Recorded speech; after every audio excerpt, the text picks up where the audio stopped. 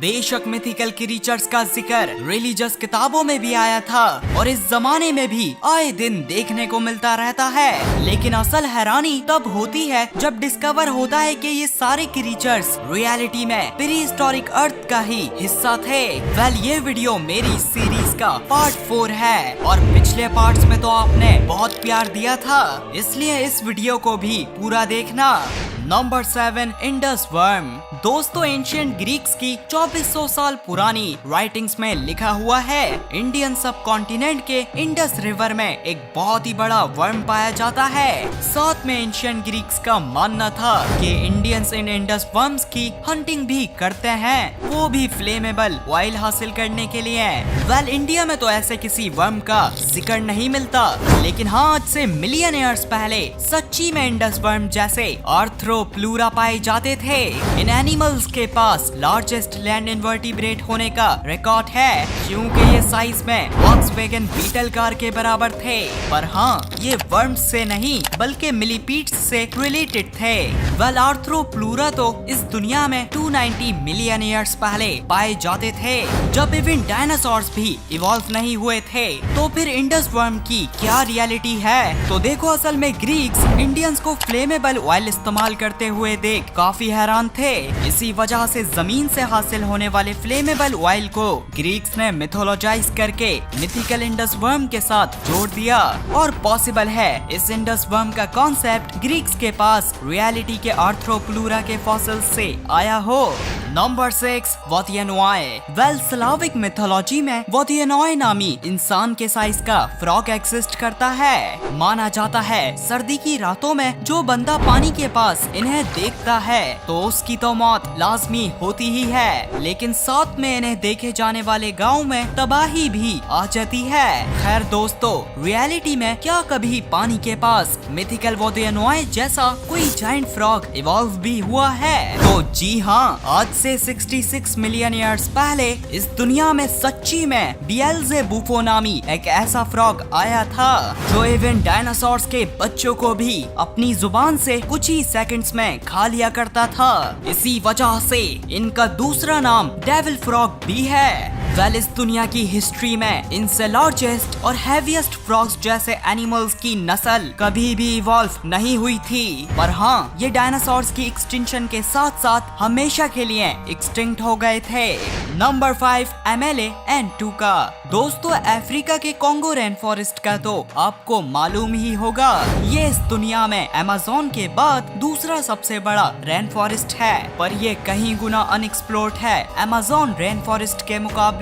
इसलिए आज भी इस रेन फॉरेस्ट के ट्राइबल लोग बहुत से मिथिकल क्रीचर्स देखने का दावा करते हैं, और उसी में से एक मिथिकल क्रीचर एमेले-एंटूका है। साइटिंग्स के मुताबिक ये क्रीचर बिल्कुल एक सेराटॉप्सियन डायनासोर की तरह दिखाई देता है, जिसके सर में एक हॉर्न और पीछे बड़ी सी टेल होती है। लेकिन तमाम एक्सपर्ट्स का मानना है सेराटॉप्सियन डायनासोर्स क्रेटेशियस एक्सटिंक्शन में बिल्कुल भी सरवाइव नहीं कर पाए थे, इसलिए मिथिकल एमेले-एंटूका रियलिटी में मॉडर्न राइनोस हो सकते हैं। लेकिन यहाँ एक मसला ये है कि अफ्रीका में जो दो राइनोसेरस की स्पीशीज पाई जाती हैं, दोनों के सर में 2 हॉर्न्स होते हैं और दोनों की ही टेल छोटी होती है। यही वजह है कि एमेले-एंटूका असल में राइनोसेरस की कोई अनडिस्कवर्ड स्पीशीज है। तो जी हाँ, इसकी वजह यह है कि पहले जमाने में आर्सिनोइथेरियम और मेगासेरोप्स जैसी न जाने कितनी राइनो जैसे एनिमल्स की नस्लें एग्जिस्ट किया करती थी, और उन्हीं में से एक आज एमेले-एंटूका नाम से कॉन्गो में छुपी हुई है। Number 4, giant vulture. Well, Hinduism की फेमस किताब रामायण में हमें जटायु नामी एक जायंट वल्चर का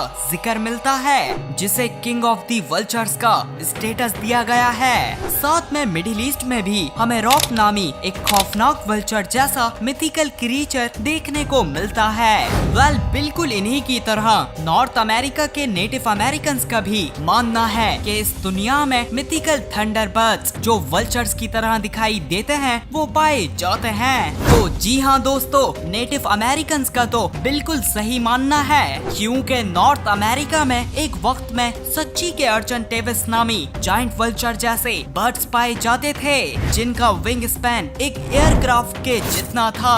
ये साइज अगर हम इंसानों से कंपेयर किया जाए तो कहीं गुना बड़ा है, इसलिए तो ये किसी भी मैमल का बड़ी आसानी से शिकार कर सकते थे। लेकिन हाँ दोस्तों, अर्चन टेविस तो 6 मिलियन ईयर्स पहले ही एक्सटिंक्ट हो गए थे, मगर इनकी फैमिली के कुछ जायंट मेंबर्स 10,000 साल पहले तक जिंदा थे। इसलिए इन्हीं से नेटिव अमेरिकन को मिथिकल थंडरबर्ड्स का आइडिया आया होगा। Number 3, Erymanthian boar. दोस्तों, ग्रीक मिथोलॉजी में फेमस गॉड हरक्यूलिस नादानी में अपने बीवी बच्चों को मार देता है और इसी की पनिशमेंट में हरक्यूलिस को 12 मुश्किल टास्क दिए जाते हैं और उन्हीं में से सबसे एक मुश्किल टास्क एरिमेंथियन बोर को कैप्चर करना था। ये मिथिकल बोर कहानियों में बहुत ही खौफनाक क्रीचर बताया गया है, पर क्या हिस्ट्री में इतना कोई खतरनाक बोर आया भी है? तो जी हाँ, रियलिटी में इस दुनिया में कहानियों से भी खौफनाक डेओडॉन पाए जाते थे, जो मॉडर्न बोर्स की तरह ओमनीवोरस हुआ करते थे और साथ में इनकी अजीब सी चीक बोन्स भी हुआ करती थी, बिल्कुल बोर के रिलेटिव्स वार्टहॉग्स की तरह। इसी वजह से डेओडॉन को ही हिस्ट्री में आने वाला सबसे अजीब एनिमल भी कहा जाता है। खैर, मजीद अजीब बात तो यह है कि डेओडॉन मॉडर्न बोर्स से ज्यादा रिलेटेड नहीं थे, बल्कि इनके मॉडर्न रिलेटिव्स हिप्पोपोटामस और व्हेल्स जैसे मैमल्स हैं। नंबर 2, लवायथन। वेल, रिसेंट कुछ दिनों में आपने लवायथन का तो जरूर सुना होगा। असल में इस क्रीचर का सबसे पहला जिक्र 2500 साल पुरानी हिब्रू बाइबल में मिलता है, जिसमें से खतरनाक सी सरपेंट जैसा क्रीचर बताया गया है। पर दोस्तों, दिल हिला देने वाली बात तो यह है कि लवायथन के जैसे सी सरपेंट्स इस दुनिया की तकरीबन तमाम मिथोलॉजीज में अपीयर हुए हैं और किसी मिथिकल क्रीचर का इतना अपीयर होना कोई इत्तेफाक तो नहीं हो सकता। तो जी हाँ, रियलिटी में आज से 50 मिलियन ईयर्स पहले पेलियोफिस कलोसियस नामी लार्जेस्ट सी स्नेक्स पाए जाते थे और इनको अपने जमाने का सी सरपेंट कहना गलत नहीं होगा, क्योंकि इनका साइज 4 सुजुकी एल्टो के जितना था। इसलिए शायद पेलियोफिस के कुछ रिलेटिव्स हजारों साल पहले तक समंदरों में सरवाइव कर गए होंगे और उन्हीं की साइटिंग्स ने बाद में लवायथन जैसे मिथिकल क्रीचर की कहानियों को जन्म दिया होगा। और वैसे भी मैं आपको कई मर्तबा बता चुका हूँ, हमारी इस दुनिया का समंदर बहुत अनप्रिडिक्टेबल है, जिसमें कहानियाँ रियलिटी में बदल जाती हैं और यही वो समंदर है जिसमें अर्थ में आने वाली तमाम एनिमल्स के मुकाबले सबसे खतरनाक चीज लिवियाटन नामी व्हेल इवॉल्व हो गई थी। और इंट्रोडक्शन के लिए इसके जॉस में मौजूद दांत इतने शार्प और बड़े थे कि ये अपने साथ कोएग्जिस्ट करने वाली मैग्लाडॉन को आराम से चीर सकती थी। यही वजह है कि इस प्रीहिस्टोरिक व्हेल का लिवियाटन नाम मिथिकल लेवायथन में रखा गया है। नंबर 1, निन्गेन। अराउंड अर्ली 2000s के दौरान बहुत से जापानीज सेलर्स ने एंटार्क्टिका के पास निन्गेन नामी एक अजीब सा पानी में तैरता हुआ क्रीचर देखा था।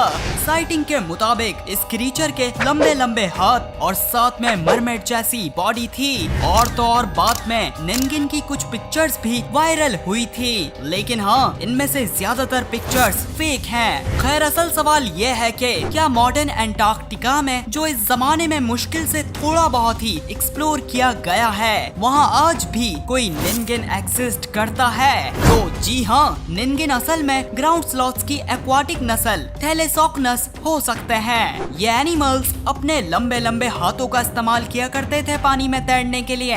साथ में थैलेसॉक्नस के ज्यादातर फॉसिल्स अर्जेंटीना और चिली से मिले हैं और यही दो कंट्रीज तमाम कंट्रीज के मुकाबले एंटार्क्टिका से सबसे करीब हैं। वेल, साथ में दूसरी पॉसिबिलिटी ये है कि निन्गेन असल में एक्सटिंक्ट हुई शार्क अक्विलो लामना भी हो सकते हैं, क्योंकि इस शार्क के भी लंबे लंबे फिन्स हुआ करते करते थे पानी में तैरने के लिए और ये काफी हद तक कहानियों के निनगिन की तरह भी दिखाई देती थी। पर हाँ, फॉसिल एविडेंस बताते हैं अक्विलो लामना 66 मिलियन ईयर्स पहले होने वाली एक्सटिंक्शन में एक्सटिंक्ट हो गई थी।